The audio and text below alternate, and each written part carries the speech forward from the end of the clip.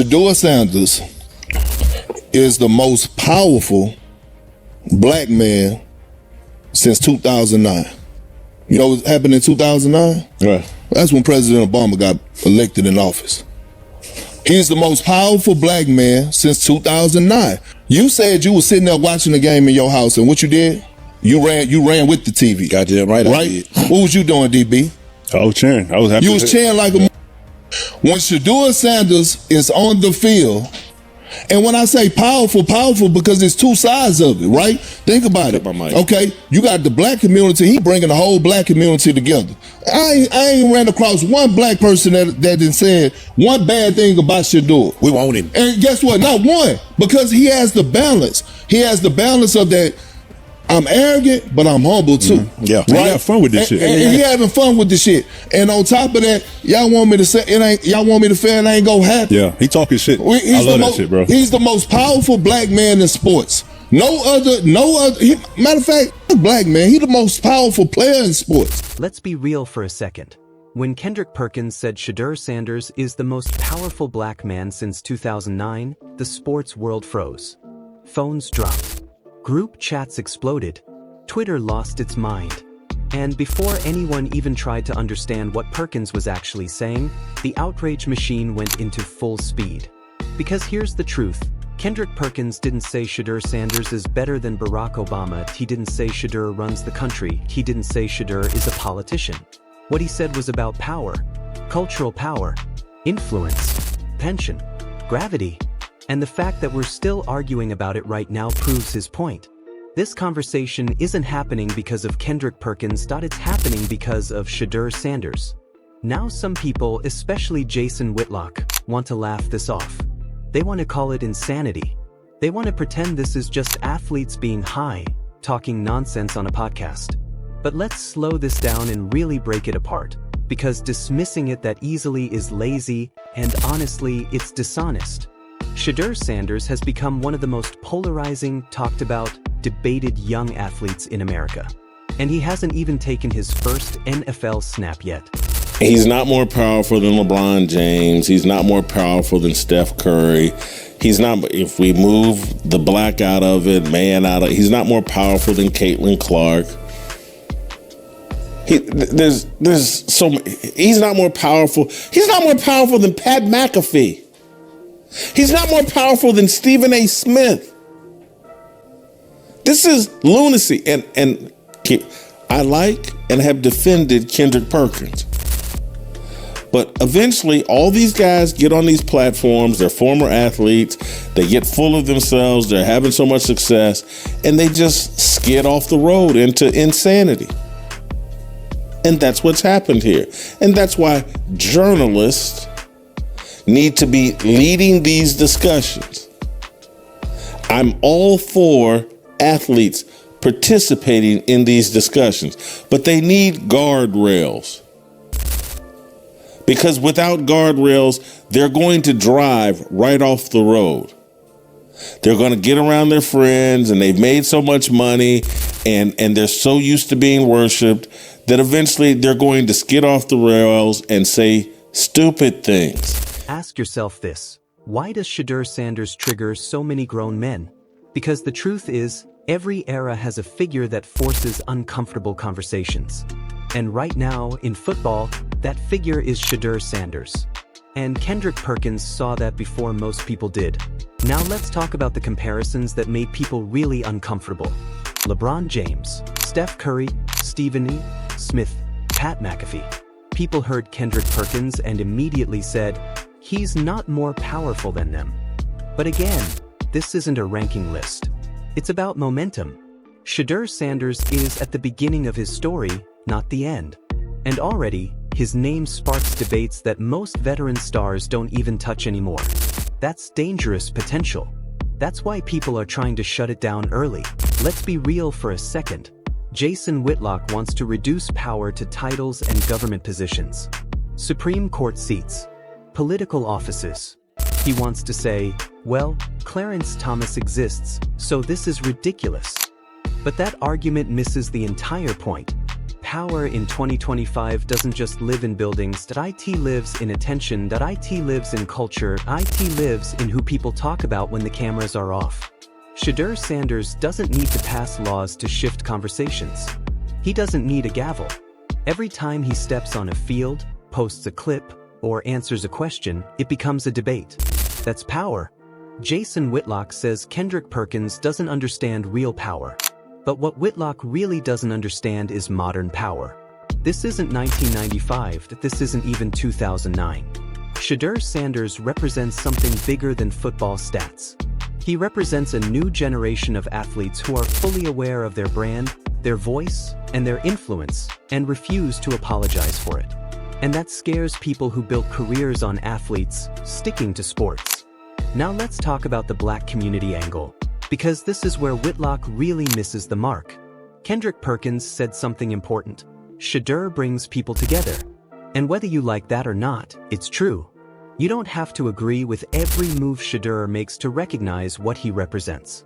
A young black quarterback, confident, unapologetic, carrying himself like he belongs in every room. That matters. And no, it doesn't mean everyone loves him. But it means everyone knows him. That's influence. Quick question for you watching right now. Do you think Shedeur Sanders gets this level of attention if he acted humble in the way critics want him to?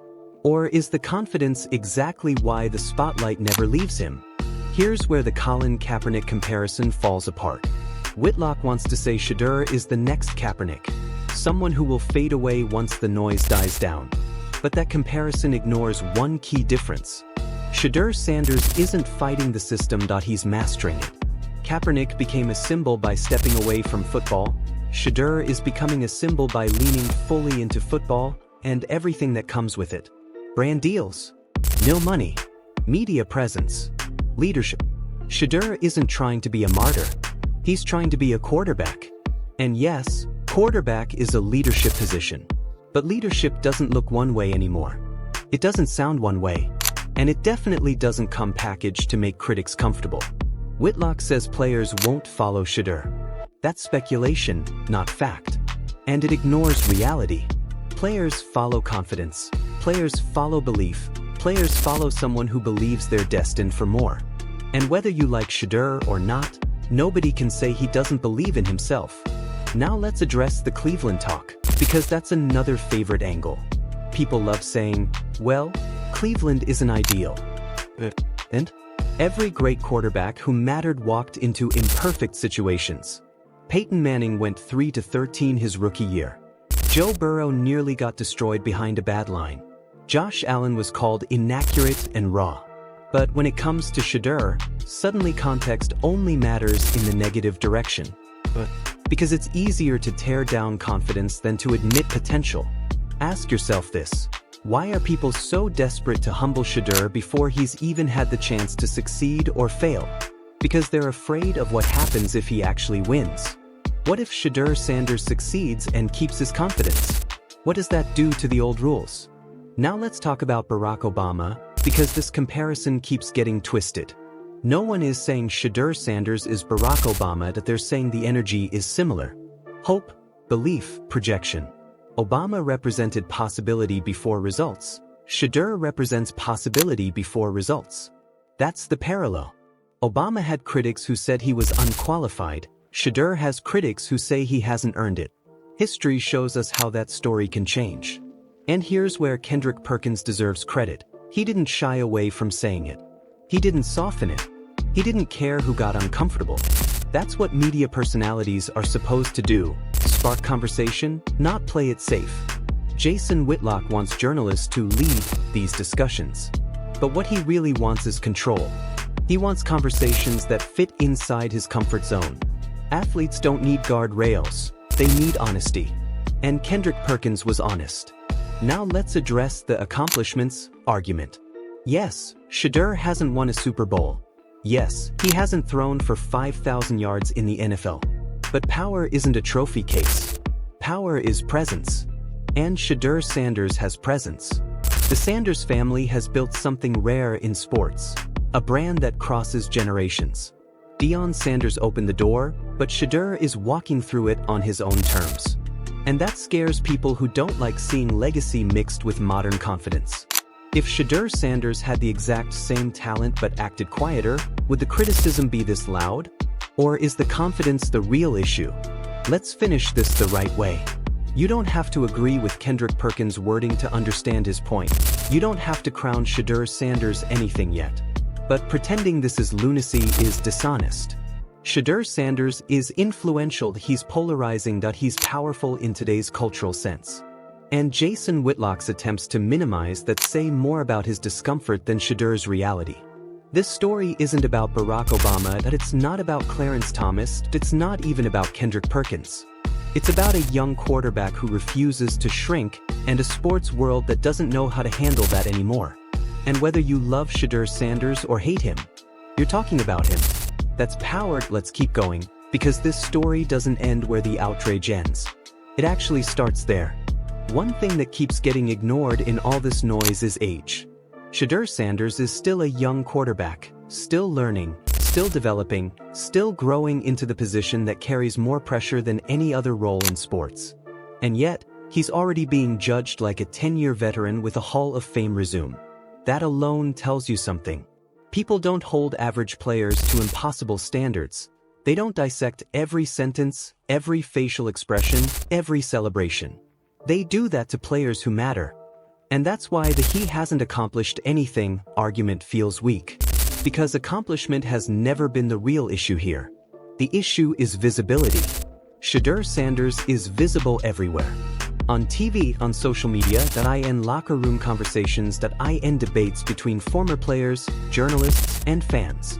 That's why Jason Whitlock feels the need to go this hard. Because Shedeur represents a shift he doesn't control.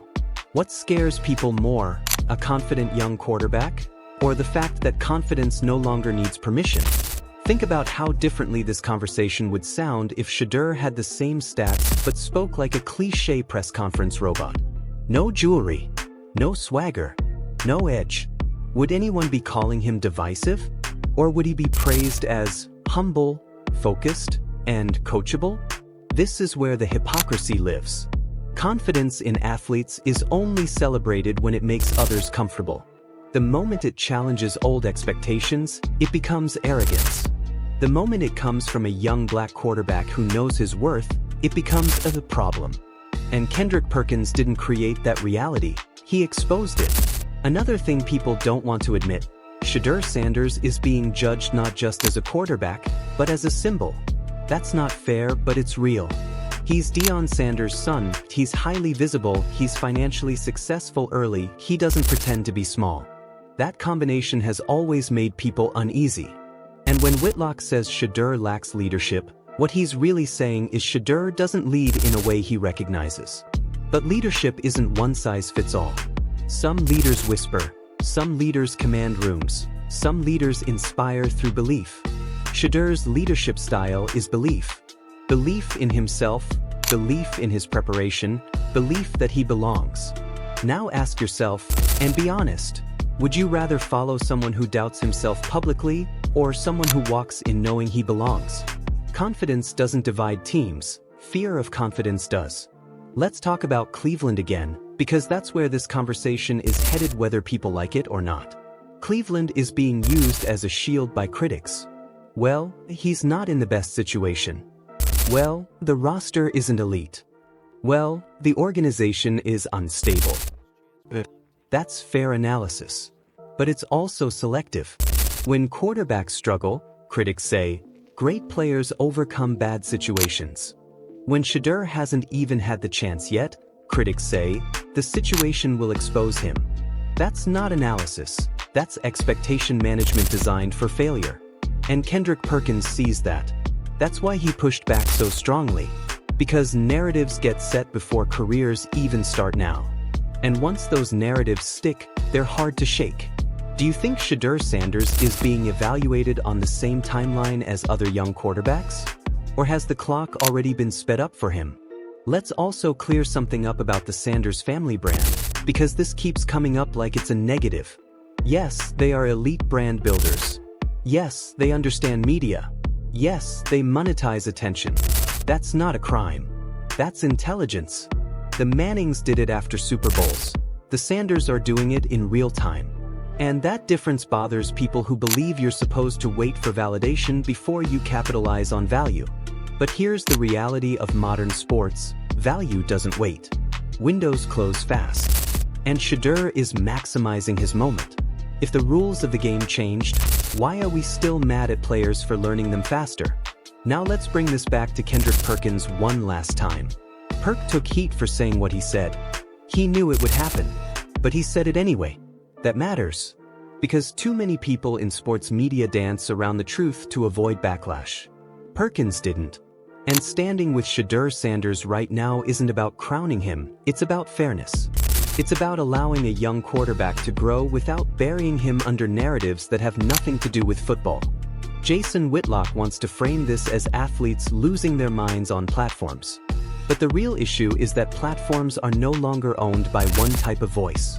Athletes speak now. Players push back now. Narratives get challenged now. And that loss of control is what really fuels this backlash. If Shedeur Sanders succeeds, what excuse will be left? Because if he wins, the confidence will be called vision. The swagger will be called leadership. And the same people criticizing him now will say they always believed. That's how this usually goes. So whether you agree with Kendrick Perkins or not, one thing is undeniable: Shedeur Sanders has already changed the conversation. And power, real power, starts there. Make sure you like, subscribe, and stay locked into Gridiron Insights, because this story isn't slowing down, and neither is Shedeur Sanders.